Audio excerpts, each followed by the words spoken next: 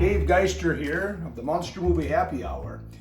Mary Chalman actually is supposed to be presenting a cocktail recipe to you right now, but we haven't heard anything from her. I should explain, after the strange spill of a certain liquid that I can't talk about 10 days ago down here in the lounge, we've all been stuck in our own respective corners. And so communication's a little tricky. And on top of that, our computer, Hal Jr., has been problematic, to say the least. So I thought, well, since Mary can't apparently check in with us, I would offer up to you my own cocktail, which is inspired in part by my love of the Napoleonic Wars. That's right, the Napoleonic Wars. And so this is going to be the Borodino, or the Battle of Borodino cocktail. And of course, if you're going to have anything relating to Russians, you've got to have vodka. And of course, the garnish is this magnificent potato. Provisions are running a bit low down here in the deep dark lounge, but I did find one potato, so we'll use that. And then of course, in the interest of solidarity, I decided to include some American bourbon here, and then a little bit of bitters, which I think gives it sort of an English quality. So, let's get started. The first thing you need to do... Hey Dave, I have a cocktail I'd like to share. This cocktail is called the Formaldehyde Martini, apropos considering the film that we're watching tonight. And it includes about 50 milliliters of vodka. So I did the math, and 50 milliliters of vodka is about 2 shots-ish. We're gonna say 2 shots because these are hard times and we deserve 2 shots. So I've got 1 shot going in my John Brown shot glass, and this is being poured into a shaker filled with ice. Let's see. Right here, I've got my shaker. Here in the far corner of the deep dark lounge, we don't have the best video quality equipment, but we make do with what we have.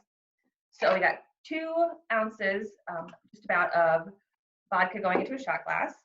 Then we have about 10 milliliters of absinthe. So what I'm interpreting this as is a quarter of a shot glass, maybe a little less. So this absinthe was very kindly delivered to my front doorstep of my corner of the Deep Dark Lounge by our friend Scott Cheeseborough, who made a welcome liquor run.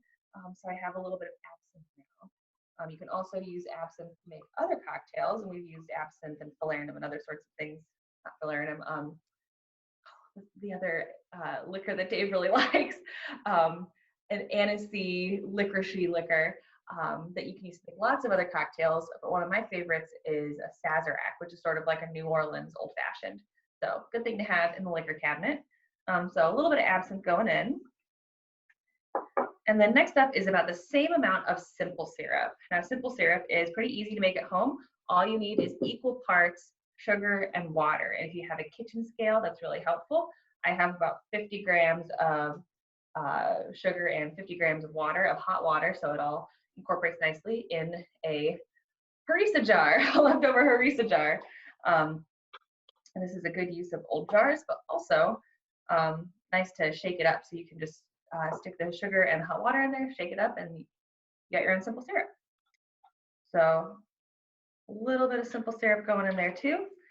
And then a few spoonfuls of macerated berries. So what I had in my freezer was dark tart cherries, frozen tart cherries. I heated them up over the stove really quick to get them sort of nice and mushy. And so I'm going to take a few spoonfuls of the juice.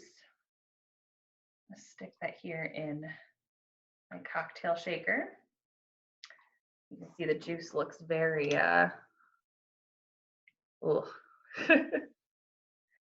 very dark and bloody. So we have all of our ingredients in our shaker. Then we're going to shake it up until your hand feels cold. So it's cold. It's so until it's too cold to really hold comfortably.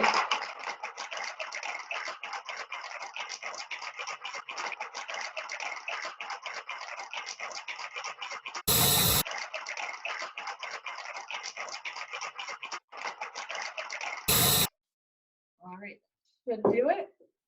And then I can get the top off. The tip of my shaker always freezes.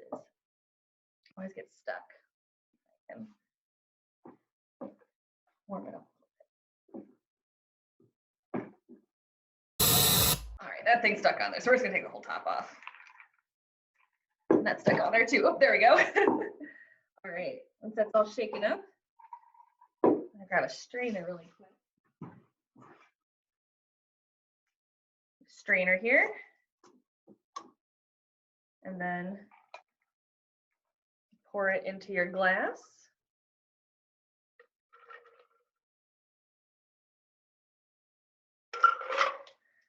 And then garnish it with a few macerated berries. These are all going to go in here. And that is how you make the formaldehyde martini. Ooh, pretty good. Really absinthe forward, but still very tasty. So cheers, friends. I hope you enjoy. I hope you're all doing well in your own deep, dark lounges. And back to you, Dave.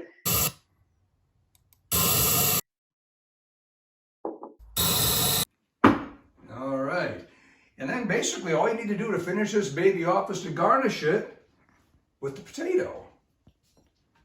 Oh, isn't that magnificent? Look at that. This is the Battle of Borodito cocktail. So, folks, take care of yourselves out there. Strange times indeed. But, you know, love one another. That's all I can say. And love your cocktails. Cheers. Yep.